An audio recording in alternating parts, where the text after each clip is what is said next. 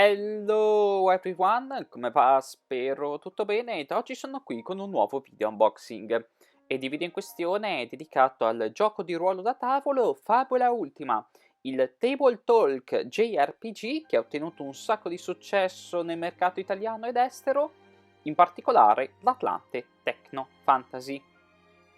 Piccola nota, all'inizio del video darò un piccolo sguardo, aprirò e sfoglierò il volumetto gratuito che era disponibile durante il Lucca Comics 2023 dedicato alle peculiarità del genere horror. Tale volume non è sempre disponibile in formato fisico, lo trovate per esempio nelle fiere. È comunque disponibile la versione digitale tramite il sito di Need Games e in particolare il sito proprio ufficiale di Fabula Ultima. Inoltre in basso vedete due spille, una dedicata ad un pesce molto particolare e una dedicata alla piuma Fabula, che erano disponibili durante appunto il Lucca Comics 2023. Cos'è l'Atlante Techno Fantasy?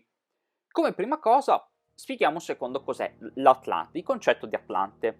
Per chi non avesse infatti tanto presente cos'è Fabula Ultima, è un gioco di ruolo basato sul genere dell'industria videoludica dei videogiochi di ruolo, in particolare i giochi di ruolo giapponesi.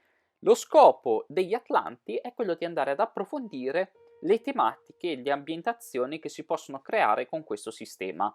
In questo sistema infatti esistono storie che sono high fantasy, techno fantasy e natural fantasy.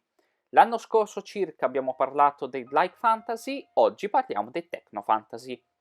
Il Techno Fantasy volume ha sostanzialmente la stessa impaginazione dell'Atlante High Fantasy, elemento che già di per sé è un dettaglio positivo, e di conseguenza ne condivide gli aspetti. Ci sono infatti 4 capitoli, di cui il primo è l'introduzione, successivamente si parla del mondo, si parla poi dei protagonisti e una serie di meccaniche dedicate, e poi gli antagonisti, dando informazioni su come costruire i cattivi e dando 5 esempi di malvagi che si possono andare ad affrontare. Il Techno Fantasy, rispetto a quello che è un manuale high fantasy e di conseguenza una storia high fantasy, propone un'esperienza totalmente differente, non tanto su un mero elemento di tecnologia più rilevante rispetto a una situazione fortemente magica. La cosa più importante sono le tematiche che vengono trattate. Il Techno Fantasy infatti propone spesso argomenti distopici e soprattutto è la cosa più contemporanea che si può provare in una avventura di Fabula Ultima. Per quanto sia possibile anche in un natural fantasy e in un high fantasy proporre tematiche contemporanee, il Techno Fantasy è quello che di natura si avvicina molto di più a quella che può essere la nostra contemporaneità, anche e soprattutto dal punto di vista delle tematiche che possono essere trattate. Il capitolo 2, che è il mondo, ha proprio questo scopo, quello di spiegare perfettamente in modo molto approfondito come gestire queste tematiche, questi argomenti. Il tutto poi inserito all'interno di quello che è i grandi filoni, i grandi pilastri narrativi di Fabula Ultima. Quindi l'importanza, per esempio, del concetto della magia. Come inseriamo la magia all'interno di un mondo in cui le macchine hanno la priorità? Queste sono tutte domande che hanno giustamente bisogno di essere fatte e di conseguenza hanno anche bisogno di essere risposte. Da questo punto di vista, infatti, il Atlante Techno Fantasy è estremamente utile. Questo soprattutto avviene anche dal punto di vista dei luoghi. Come nell'Atlante High Fantasy ci sono 10 luoghi. I luoghi però sono pensati in modo diverso. Se nel Light Fantasy erano 10 luoghi pensati per essere fortemente consecutivi, quindi proprio per dare molto lo scaglionamento del tempo, qui invece non sono divisi nello stesso modo, sono 10 pianeti in ordine alfabetico. Teoricamente potreste anche vederci un filone narrativo tra questi 10 pianeti, però non andrebbe letto, secondo me, dal mio punto di vista, in questo modo i 10 luoghi. Uno, perché i giocatori hanno la possibilità di viaggiare tra un pianeta all'altro, dal punto di vista di impaginazione di un'avventura. Punto 2, che secondo me è la cosa più interessante, ogni pianeta può essere gestito come se fosse una campagna a sé stante. Avete 3-4 pagine per zona, quindi per ogni luogo avete queste 3-4 pagine e le potete usare per costruire delle campagne dedicate. In questo modo avete 10 luoghi, 10 pianeti, 10 agganci narrativi, elementi di questo tipo, e di conseguenza 10 avventure o campagne che voi potete costruire. Il manuale dà molto dettaglio su come costruire una storia technofantasy che possa risultare efficiente sotto tanti punti di vista. Consiglio estremamente la lettura di questo pezzo perché torna molto utile per ottimizzare proprio questa gestione di avventure, proprio perché il technofantasy è un genere di fabula ultima molto difficile da trattare, proprio per il fatto di essere, ripeto, fortemente legato alla nostra contemporaneità, con tutto ciò che ne consegue. Dal punto di vista dei protagonisti, che è il capitolo 3, ci viene data tutta una serie di informazioni su come costruire un eroe tipico. Ricordo, siete sempre dei protagonisti, siete sempre comunque degli eroi molto positivi, anche se scegliete di avere un passato triste o tragico, nel contesto technofantasy, voi comunque interpretate delle figure positive, non interpretate mai delle figure malvagie.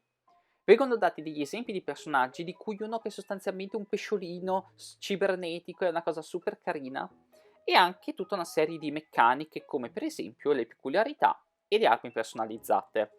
Qui voglio fare un appunto positivo per il manuale. Una cosa positiva di questo Atlante è che è indipendente dall'altro, che è il suo grande vantaggio. Secondo me il più grande vantaggio di questo Atlante è il fatto che è indipendente dal light fantasy.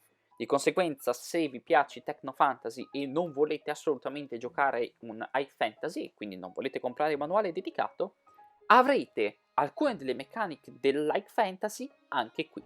Di conseguenza vedrete che ci sono alcune peculiarità che si ripetono e alcune meccaniche che si ripetono come le armi personalizzate. La meccanica più importante che qua ci viene indicata è sicuramente quella dedicata alle tecnosfere, che stravolgono in maniera fortemente decisa il sistema di gioco, inserendo queste sfere, appunto, che aggiungono nuove classi, tra virgolette, passatemi il termine, all'interno del proprio personaggio. È estremamente difficile spiegare come funziona la tecnosfera, ci vorrebbe veramente un capitolo apposito, comunque un video apposito. Di base vi basti sapere che implementare tecnosfere cambia totalmente il modo con cui giocate a Fabula Ultima. Quindi se volete provare qualcosa di diverso potete fare questo tentativo.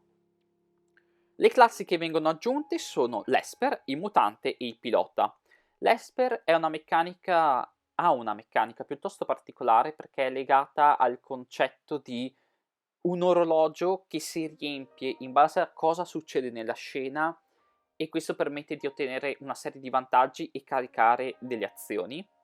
Il mutante è un po' simile al cantore come approccio meccanico. Avete questo personaggio pensato soprattutto per essere usato a mani nude e per andare in crisi, che utilizza tutta una serie di potenziamenti per diventare ancora più forte e più pericoloso a patto di diventare più vulnerabile. E poi il pilota. Il pilota è la classe più difficile di tutto Fabula Ultima, questo ve lo dico già da adesso. Probabilmente anche più difficile di quelli che usciranno nell'Atlante Natural Fantasy, che a questo punto uscirà il prossimo anno. È una classe molto complessa perché dovete costruire un veicolo, il veicolo ha delle meccaniche esclusive, è molto difficile. E il pilota è anche l'unico motivo per cui nell'Atlante Techno Fantasy esistono 3 nuove classi e non 4 come invece era nel High Fantasy. È una classe molto particolare che dà molto spazio al tema della personalizzazione, ma è una classe molto difficile sia lato giocatore sia lato game master, quindi partite da questo presupposto proprio per approcciarvi al meglio in merito. Una volta fatto questo, voi avrete anche nuove meccaniche come le abilità eroiche che vengono aggiunte e ampliate, e poi 5 nemici. Dei 5 nemici la cosa più interessante tra questi secondo me è lo squadrone ardore, per il fatto di sostanzialmente non essere cattivo convenzionale. È un cattivo che parte dal presupposto di essere un concetto. Il cattivo che voi avrete di fronte in questa situazione è un concetto, voi avrete un concetto. Ed è qualcosa di molto particolare che non è stato trattato in nessuno dei cattivi high fantasy e nessuno degli altri cattivi techno fantasy, quindi merita un elemento di degna lode. Complimenti a chi ha ideato lo squadrone Ardore. Quali sono gli elementi caratteristici di questo manuale? Ovviamente la cosa che io personalmente ho apprezzato di più è un discorso dal punto di vista proprio strutturale, la cosa che più ho apprezzato maggiormente è la spiegazione di come gestire una tematica techno-fantasy e poi soprattutto il fatto che presenti diverse meccaniche secondarie, che in realtà è il suo bello, ma anche il suo difetto. Perché il più grande difetto di questo manuale è che è un manuale difficile.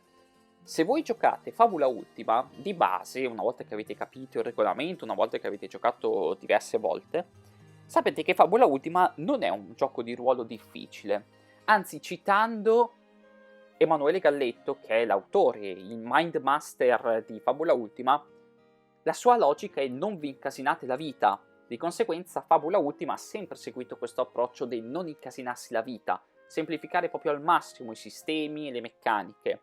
Tiri di viaggio, scene di riposo, sono tutti aspetti che magari in un altro gioco di ruolo hanno estrema enfasi dal punto di vista meccanico, mentre qui questa cosa non avviene. I Techno Fantasy non fa questo, secondo me. I Techno Fantasy aggiunge tantissima carne a fuoco e tantissima difficoltà. Pensate anche solo al pilota, che come detto prima è una classe molto difficile da usare ed è la classe più difficile di tutto Fabula Ultima, e poi anche il fatto che per esempio dà molta enfasi al tema di nuove meccaniche o comunque variabili. In particolare mi riferisco alle tecnosfere, che sono un elemento che va a cambiare totalmente il gioco, oppure per esempio le meccaniche dedicate alle battaglie su scala dei veicoli e i veicoli di gruppo. Sono tutti elementi che risultano molto molto faticosi, proprio perché è tantissima carne al fuoco.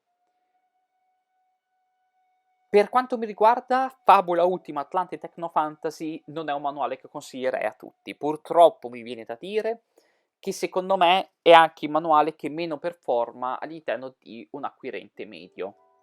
Questo perché? Per il semplice fatto che l'Atlante Techno Fantasy mi sembra più improntato per coloro che hanno già giocato Fabula Ultima e che sanno perfettamente come funziona e quindi magari vogliono provare delle regole aggiuntive, oppure persone che appunto vogliono provare qualcosa di diverso mantenendo lo stesso sistema. Che non è che sia un male, perché anche nell'Atlante High Fantasy ci sono delle meccaniche fortemente aggiuntive, mi riferisco in particolare alla meccanica dei poteri zero. Qui secondo me però si è fatto un lavoro che va a complicare tanto le cose.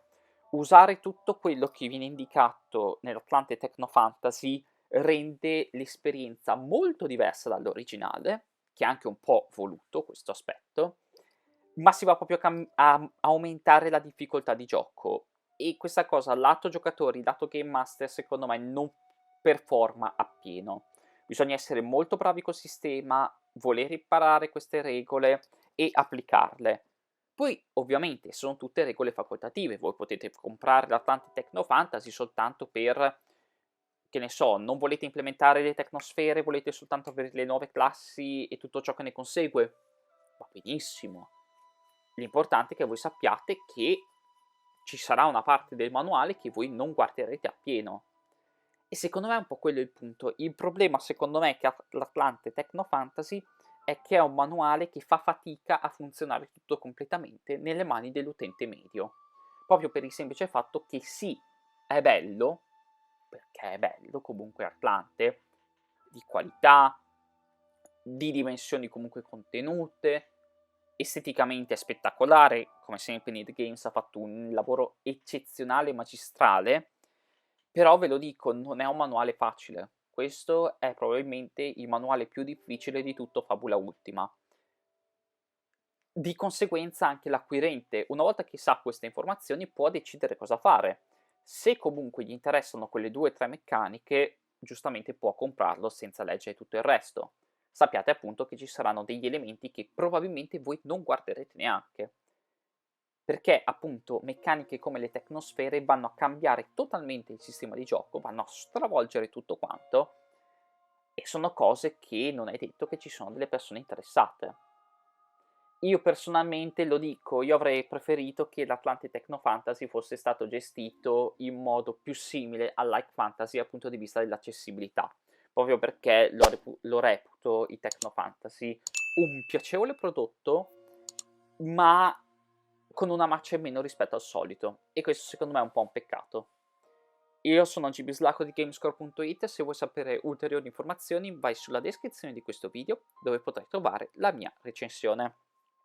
Gamescore.it è un sito che tratta news e recensioni di videogiochi, giochi a tavola, hardware e periferiche, trattiamo veramente un sacco di cose. Spero che noi due ci rivedremo ad una prossima occasione. Mi raccomando, vai a leggere la recensione. La trovi appunto nella descrizione del video. Have a nice day, bye bye!